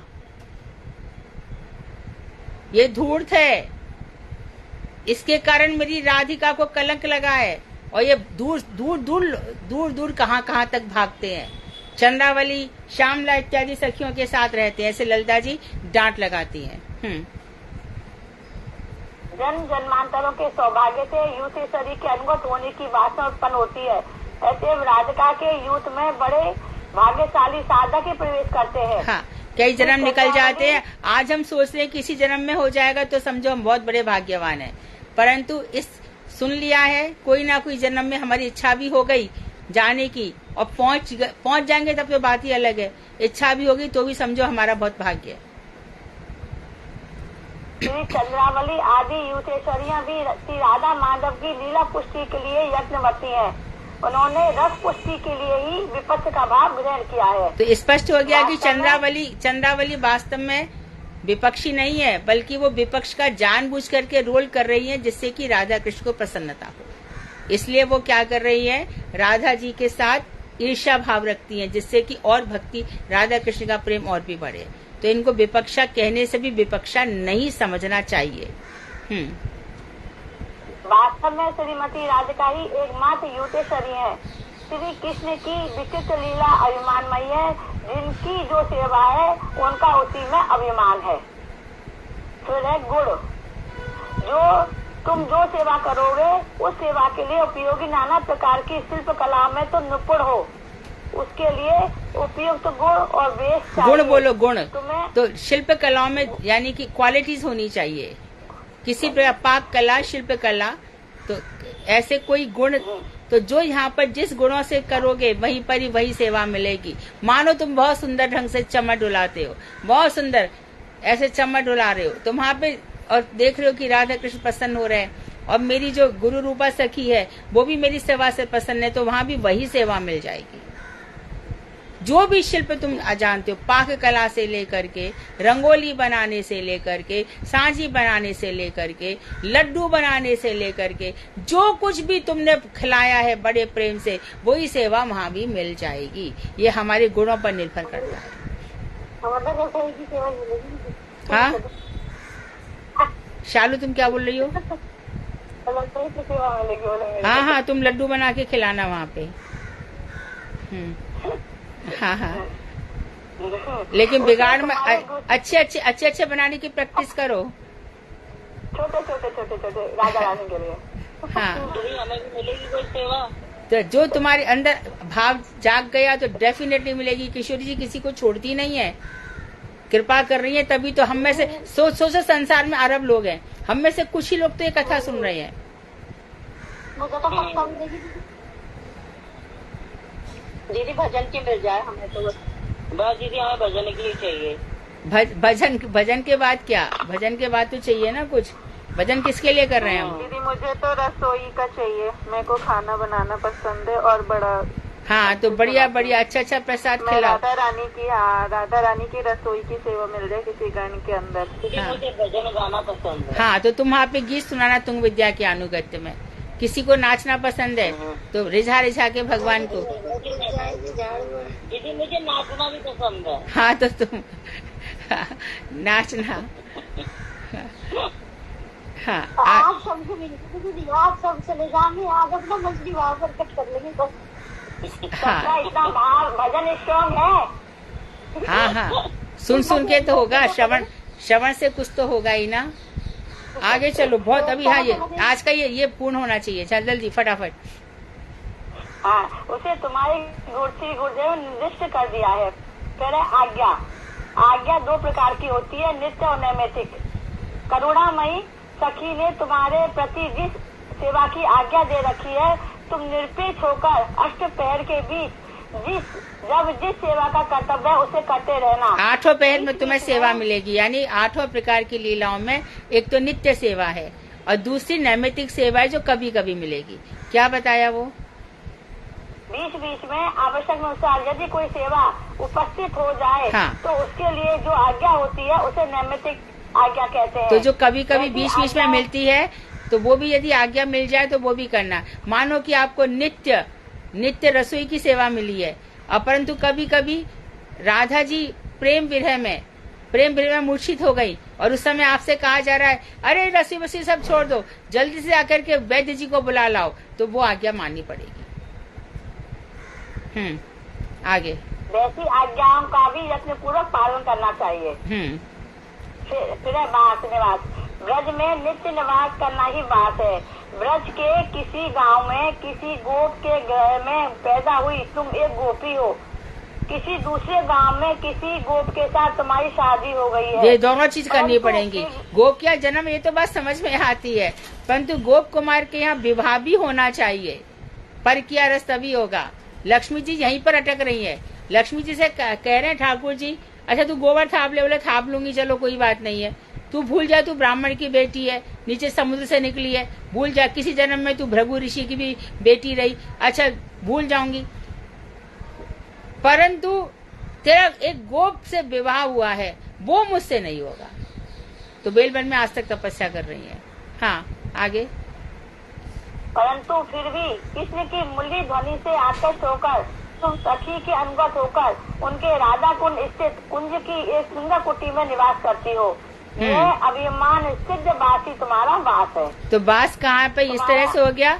पर क्या रस में दूसरे गोप कुमार की शादी हो गई, कृष्ण की बंसी बज गई, राधा कुंड के चारों तरफ जो अष्ट सखियों के कुंज है वहीं पर तुम्हारा वास है और तुम बंसी की धुन करके वहाँ पर भाग चली। इसको बास कहते हैं। आगे। तुम्हारा परकीय भाव ही नित्य सिद्ध भाव है। सेवा, तुम श्रीमती राधिका की सेविका हो, उनकी सेवा ही तुम्हारी सेवा है। किसी समय यदि आवश्यकता वे तुम्हें एकांत में श्री कृष्ण के पास भेजे और उस समय निर्जन में श्री कृष्ण तुम्हारे प्रति रति प्रकाश करे, तो तुम उसे स्वीकार नहीं करना। तुम राधा की दासी हो। तो भगवान श्री कृष्ण तुम्हें अकेले मिलना चाहे तो बिल्कुल मना कर देना, क्योंकि वो तो खाली राधा जी, तुम उनकी सेविका ही बन के रहना। कभी कृष्ण से स्वतंत्र रूप से मिलना मत। और कृष्ण इच्छा व्यक्त करेंगे, तुमको पकड़ेंगे, तुम्हारा हाथ पकड़ेंगे, तुमको देख के मुस्कुराएंगे, अपने भाव प्रकट करेंगे, तो उनकी बातों में मत आना। तुम राधा जी की नित्य दासी हो। हाँ, इसीलिए गुरुदेव ने कहा राधा दास्यम। इसी प्रसंग पर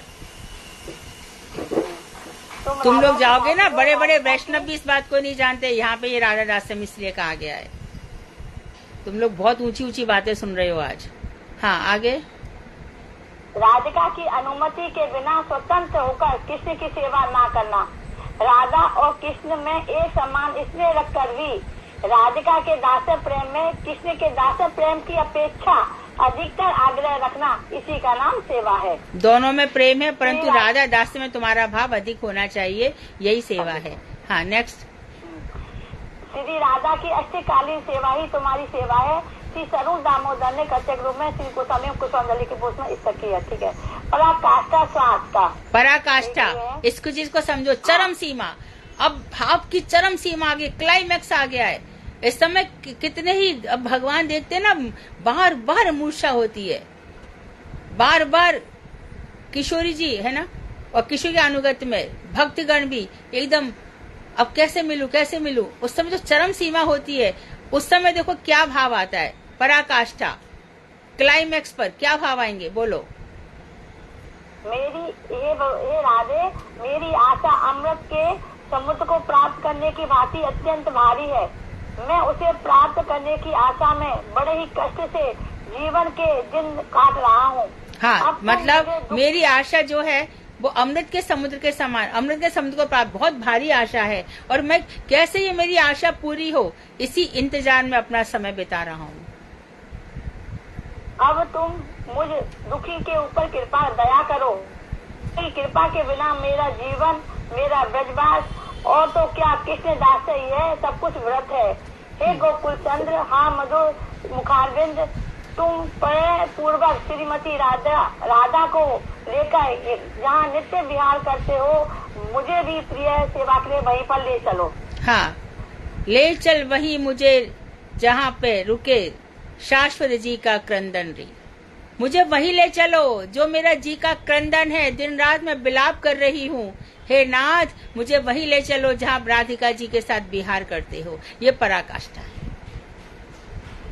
लास्ट है पालेदासी। हाँ, जो अत्यंत गाढ़े प्रेम रस में निमग्न होकर प्रियता द्वारा पल्लवता को प्राप्त कर प्रतिदिन प्राण पेष्ट श्री राधा कृष्ण का अभिसार कराया करती है, एवं वैदग्ध द्वारा अपनी सखी श्री राधिका के रस के साथ मान की रक्षा प्रदान करती है। हाँ, यहाँ पर ये कह रहे हैं पालेदासी कौन होती है।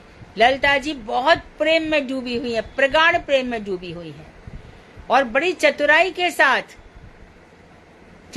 साथ वहाँ पर विहार करवाती हैं, ले जाती है हमें उधर। तो ये क्या हुआ कि राधिका जी के गण में जो ललिता जी हैं, वो हमारे भावों का पालन कर रही है। फिर से रीड करो एक बार और। जो अत्यंत गाढ़े प्रेम रस में निमग्न, थोड़ा थोड़ा करके बोलो। जो अत्यंत गाढ़े प्रेम रस में निमग्न डूबी हुई है। हाँ, और प्रगल्भता को प्राप्त कर। प्रजल्भता कहते हैं कि कुछ भी कुछ, जैसे भ्रमर गीत गाए ना प्रजल्भ में, और उस गाढ़े प्रेम में डूबकर कुछ कुछ कह रही हैं। हाँ, प्रतिदिन प्राण पेष्ट श्री राधा कृष्ण का विचार कराया करती है, और राधा कृष्ण का दोनों का मिलन कराया करती है। कैसे कराती है कि अब राधा जी चली और देखा कि अरे गुरुजन देख रहे हैं, मैं कैसे लेके जाऊं, अभिमन्यु ना देख ले, जटिला कुटिला ना देख ले, क्या करूं। शाम का समय रखती हूँ।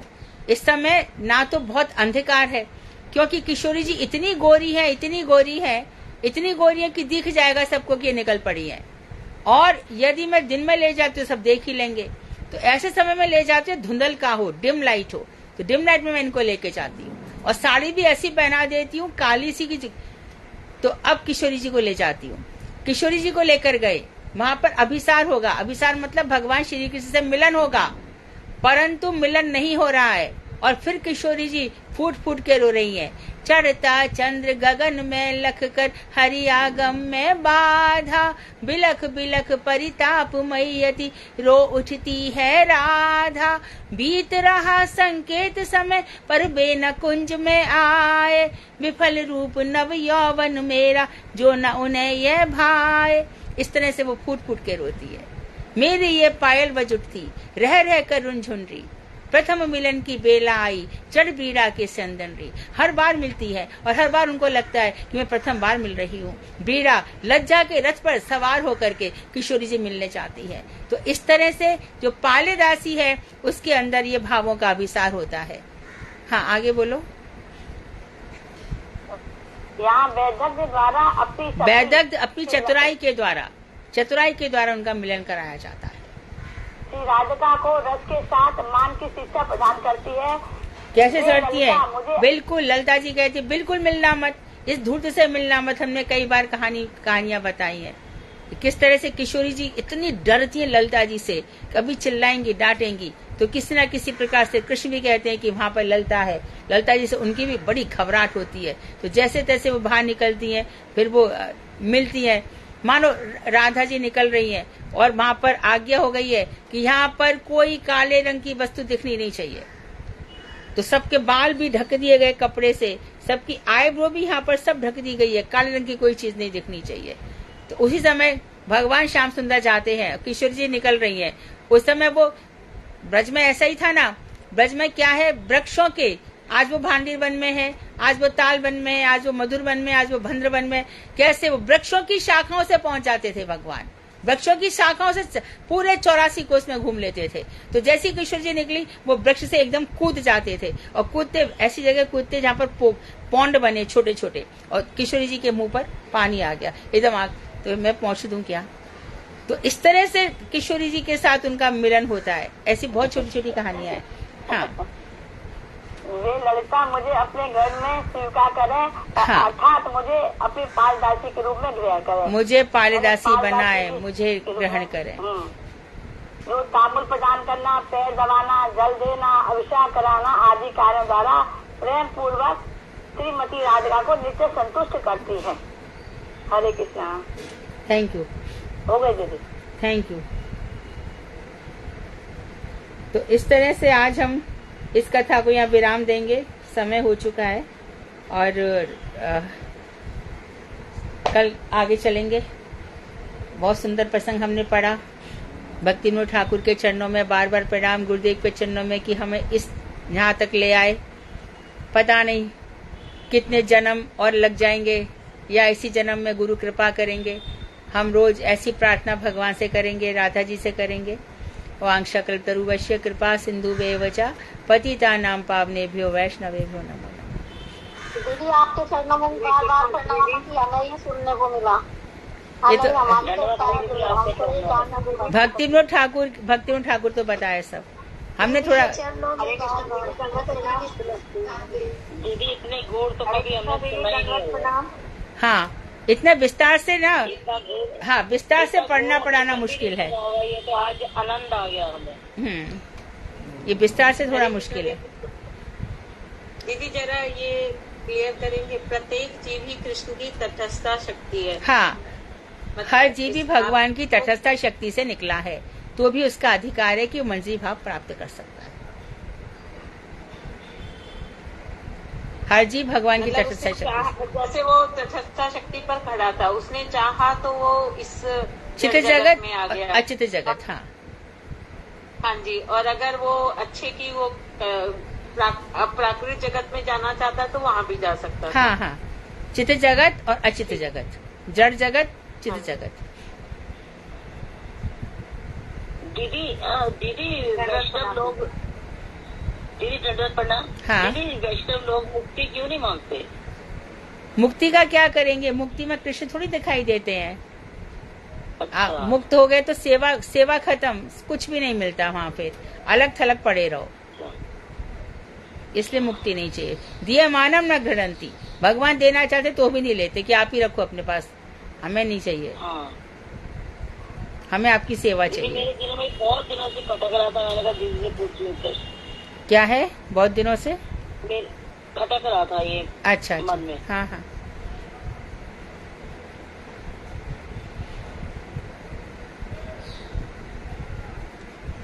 ठीक है। प्रश्न बनाने वालों के लिए ध्यान से अच्छे प्रश्न बने। लास्ट टाइम बहुत अच्छे रहे, अनुराधा ने बहुत मेहनत करके काफी लोगों ने कहा कि उनको भी अब की बार प्रश्न याद रह गए एकदम। ऐसी प्रश्न होने चाहिए जिसके उत्तर एकदम माइंड में सेट हो जाए। हाँ, आज मंजू वर्मा गा रही थी ना।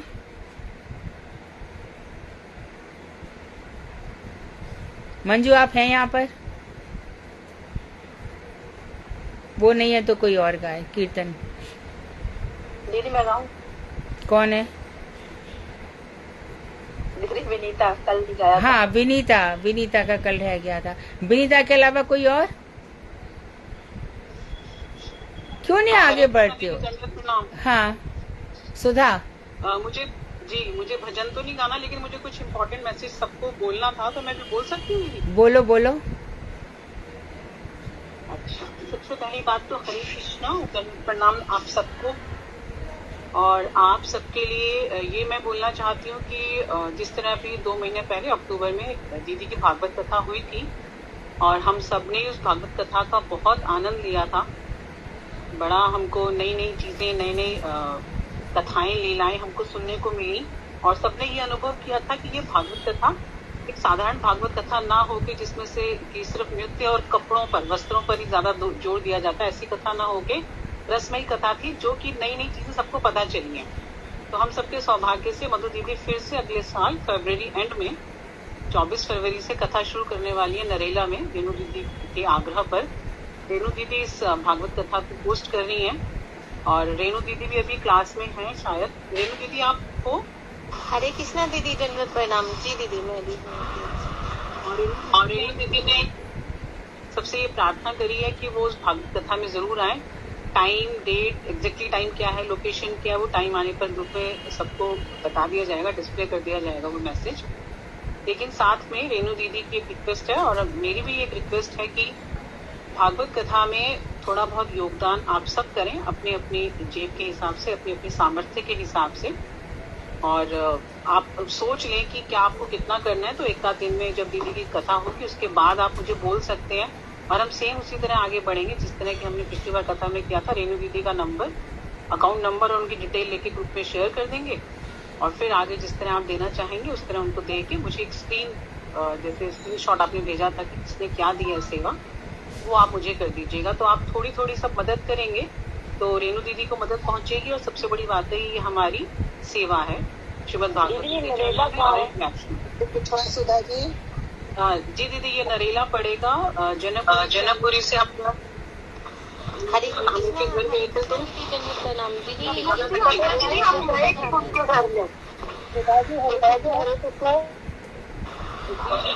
जी हरे कृष्णा। पास के रास्ते में आता है और शुरू होने से पहले आप अपने आप को म्यूट करिए। रेणु दीदी आप समझा दो। दीदी करनाल बाईपास लगता है और जस्ट हरियाणा में प्रवेश करने से पहले नरेला पड़ता है दीदी, जहाँ दिल्ली हरियाणा शुरू होता है वहाँ पे दीदी करनाल बाईपास बोलते हैं इसको। हाँ जी, बहुत दूर पड़ेगा दीदी आप कहाँ पे हैं? बहुत दूर पड़ेगा। आप कहाँ पे हैं? जनकपुरी। नहीं दीदी मैं भी गई थी जनकपुरी ना कथा सुनने, यहाँ से 1 घंटे का रास्ता है दीदी जनकपुरी का ना, नरेला से। हाँ जी दीदी।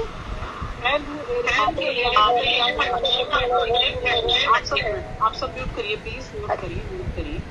उषा दीदी और भी ऐसी बहुत सारी हमारी बहनें होंगी जिनको ये लग सकता है कि ये बहुत दूर है, लेकिन जब आपके मन में कथा सुनने का कुछ लालच है, कथा सुनना चाहते हैं, वैष्णव दर्शन करना चाहते हैं, तो ये बात कोई मायने नहीं रखती। क्योंकि जब जनकपुरी में कथा हुई थी तो उषा दीदी आपके बहुत नजदीक थी, लेकिन मुझ जैसे से बहुत लोग थे जिनके कि घर से 1.5 या 2 घंटे के डिस्टेंस पे थी, लेकिन सुनने वाले आए, रहने वाले रहे। 1 दिन नहीं, 2 दिन नहीं, पूरे 8 या 10 दिन दीदी के साथ रहे हैं। तो वो सब अपनी अपनी स्थितियां हैं दीदी, जो जैसे अपने घर की पसंदों को मैनेज करते हुए इस कथा को सुनने आए, रहने आए, उन सबका रेणु दीदी की तरफ से स्वागत है। मेरा यहाँ पर अभी आप म्यूट करिए प्लीज। मैं अभी सिर्फ ये आपसे प्रार्थना करना चाहती हूँ कि रेणु दीदी की हम सबको मदद करनी है, क्योंकि हम एक परिवार के हैं और एक परिवार के हर सदस्य का ये एक फर्ज और कर्तव्य है कि वो आपस में एक दूसरे की हर सिचुएशन में, हर स्थिति में सहायता करे। तो रेणु दीदी ने ये प्रार्थना करी थी मधु दीदी से बोला था, उनके रिक्वेस्ट पे मधु दीदी तैयार हो गई। हम सबका फिर से सौभाग्य है। और सबसे बड़ी बात है कि मधु दीदी जैसी वैष्णव हमको छोटे छोटे अंतराल के बाद समय दे रही है, तो उनके समय को हमको पूरी तरह से उनके समय को हमको सक्सेसफुल बनाना है। तो हम ये शिकायत ना करें, माफ करेगा उषा दीदी, मैं इस तरह का शब्द बोल रही हूँ। हमारी ये शिकायत नहीं होनी चाहिए कि ये दूर है, कोई बात नहीं, अगर दूर पड़ता है तो 8 दिन नहीं, 8 दिन नहीं रह सकते, कोई बात नहीं, 6 दिन 7 दिन 5 दिन 4 दिन 1 दिन, लेकिन जैसे भी किसी की भी सिचुएशन बने वो सब प्लीज वहाँ पर आए। और सेवा बड़ी इम्पोर्टेंट है। दीदी आप कुछ बोलना चाहें तो आप बोलो प्लीज। हरे कृष्णा दीदी, दंडवत प्रणाम आप सबको। दीदी हमारे यहाँ नरेला में ना बहुत भागवत होती है, लेकिन ये शुद्ध वैष्णव के मुझसे ना आज तक कोई भागवत नहीं हुई है।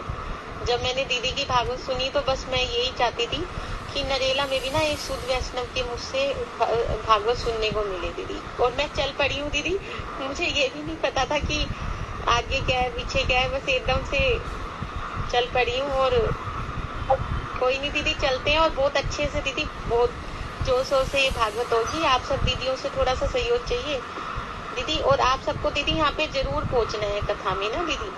आप सब आए, चाहे 1 दिन आए 2 दिन आए दीदी, जितने दिन हो सके दीदी आए और दीदी की भागवत सुने दीदी। और मुझे नहीं लगता क्या। हरे कृष्णा दीदी, हम तो इस दिल्ली में है, हमें तो बहुत ही दूर पड़ेगा इस दिल्ली से। तो रेणुका, आप जिस तरह से रेणु ने आपसे और सुधा ने आपसे रिक्वेस्ट करी है, तो आप लोग दूर की बात हो सकती है तो आए ना आइए आपकी, क्योंकि यहाँ से भी बहुत दूर दूर से लोग आए थे जब जनकपुर में भागवत हुई थी, तो उसमें आप देख लेना।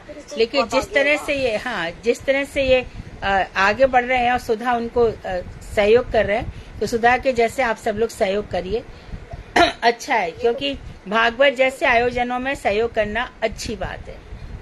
दीदी सहयोग तो हम कर देंगे, मगर जनकपुर से बहुत दूर है तो पहुंचना आपको हम अपने पास रख लेंगे, आ जाना, चिंता मत करो। अच्छा चलो दीदी, फिर तो सुधा दीदी, सुधा दीदी, अरे हम सब एक ही परिवार के तो लोग हैं। दीदी आपसे बात बोलिए दीदी। सपना दीदी कब से कुछ बोलना चाह रही हैं। हाँ बोलिए सपना दीदी, बोलिए। जो भी सहयोग हम करेंगे और भागवत जी का काम भागवत जी स्वयं करेंगे, तो इसलिए उनको चिंता करने की कोई आवश्यकता नहीं है। Thank you, thank you. जितना भी होगा हम कर पाएंगे, करेंगे। हरे कृष्णा दीदी, भागवत कब से शुरू है? 24 फरवरी से। 24 फरवरी से 1 मार्च। हरे कृष्णा। अभी एक सहयोग कर दो, फिर बाद में काफी गैप के बाद रख लेंगे। अरे नहीं, हम तो कहते हैं जल्दी जल्दी रखो। हाँ ठीक है। तो सुधा ने जैसा कहा है और सपना जी आगे आए हैं, ऐसे रेणु का उत्साहवर्धन करो और भागवत का आयोजन हो जाएगा। रेणु, आप सब लोग निश्चिंत रहें। हम लोग एक ही परिवार के तो है, साथ में खाएंगे, साथ में रहेंगे, और क्या है, क्या चाहिए अपने को बताओ। सहयोग तो करेंगे, हम सभी करेंगे सहयोग। बहुत बहुत धन्यवाद। हाँ, बहुत सुंदर। पहले भी आप लोगों के सहयोग से बड़ा सुंदर, सारे की सारे वैष्णव आश्चर्यचकित थे। 600-700 लोग इस तरह से कथा में नहीं आते हैं, सभी लोग आश्चर्यचकित थे। ये सब आपकी वजह से हुआ था, आपके ही कारण। हाँ जब जाना होगा तो वृंदावन भी चले जाएंगे। चल मन ले। जय, क्या बात है भगवती जी वहाँ। बहुत सुंदर, बहुत सुंदर।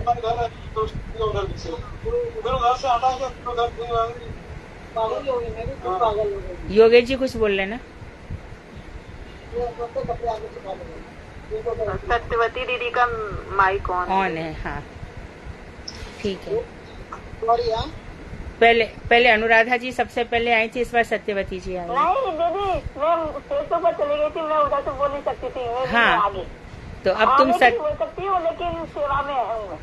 सत्यवती के साथ खड़ी हो जाओगी, ठीक है। बस ठीक है, बस इसी तरह हम लोग आपस में। हाँ एक ही है हम लोग। हाँ हम लोग कोई अलग नहीं है।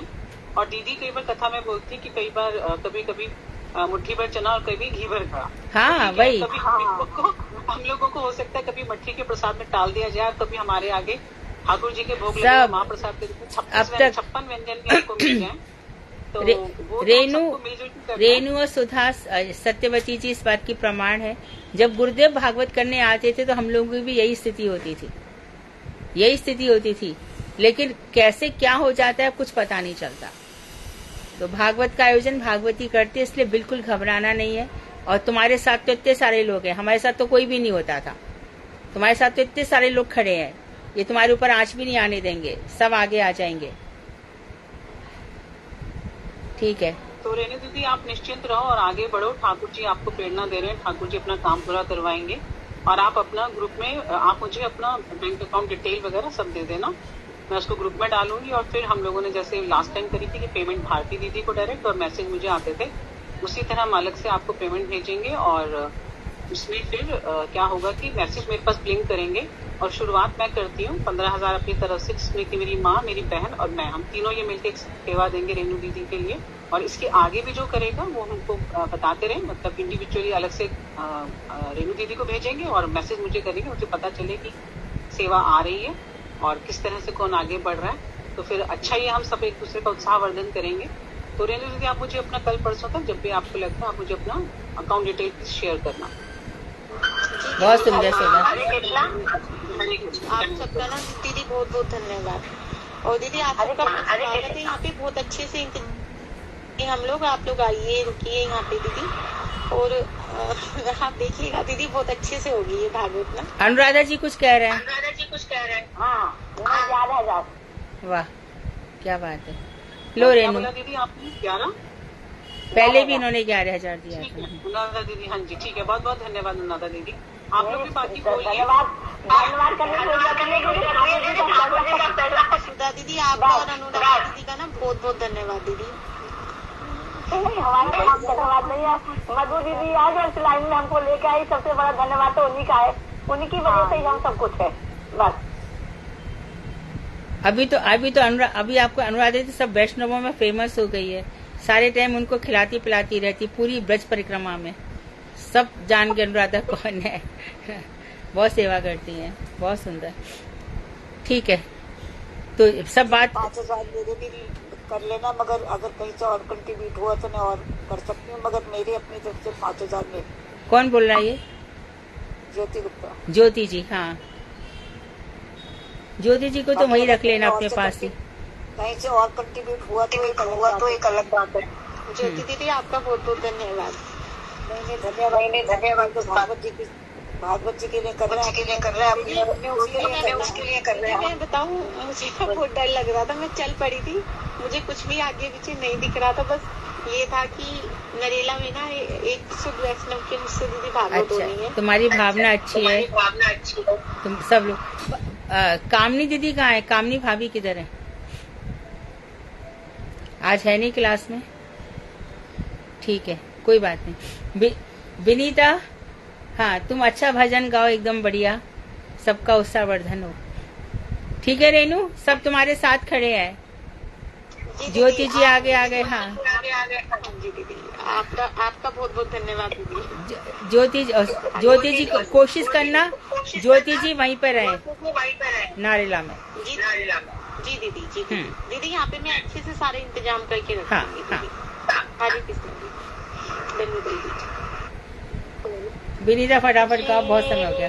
जागो जीव जागो, गोरा चांद भोले, जीव जागो जीव जागो, गोरा चांद भोले, सत निद्रा जाओ माया, शरीर को ले, जीव जागो जीव जागो, गोरा चांद बले, भजीबो बलि आए थे संसार भीतरे, भूलिया रहिले तुम्हें अविद्यार भरे,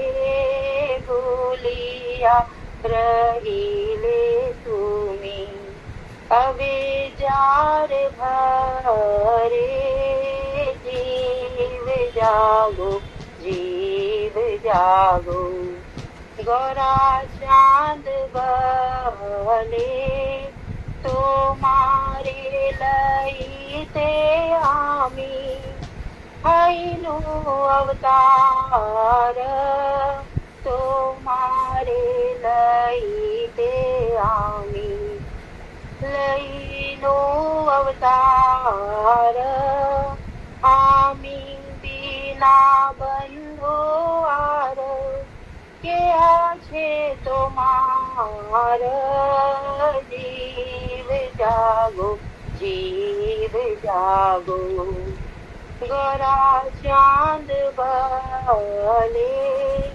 अनेची औषधी माया नशिवार लागी हरि नाम महामंत्र लो तुम्ही मांगी हरि नाम महामंत्र लो तुम्ही मांगी जीव जागो जीव जागो गोरा चांद बले भगति विनोद प्रभु चरणे पड़िया भगति विनोद प्रभु चरणे पड़िया से हरि नाम मंत्र लैल मंगिया दई हरि नाम मंत्र लैल मंगिया जीव जागो जीव जागो गोरा चांद बले कत नेत्रा जाओ माया पिशाचीर बोले हरे कृष्णा कृष्णा कृष्णा हरे हरे हरे रामा रामा रामा हरे हरे जयो गौर हरि जयो गौर हरि जयो गौर हरि जयो गौर हरि जयो सच्चिनंदन जयो गौर हरि जयो सच्चिनंदन जयो गौर हरि जयो नदिया बिहारी गौर हरि जयो विष्णु प्रिया प्राणधन गौर हरि निताई रे गौरा रे निताई रे गौरा रे। बहुत सुंदर, हरे कृष्ण जी। बहुत सुंदर, बहुत सुंदर। वांशकल तरुवैश्य कृपा सिंधु बेवचा पतितानां पावनेभ्यो वैष्णवेभ्यो नमः। हरे कृष्ण दीदी, दंडवत दंडवत दंडवत। हरे कृष्ण।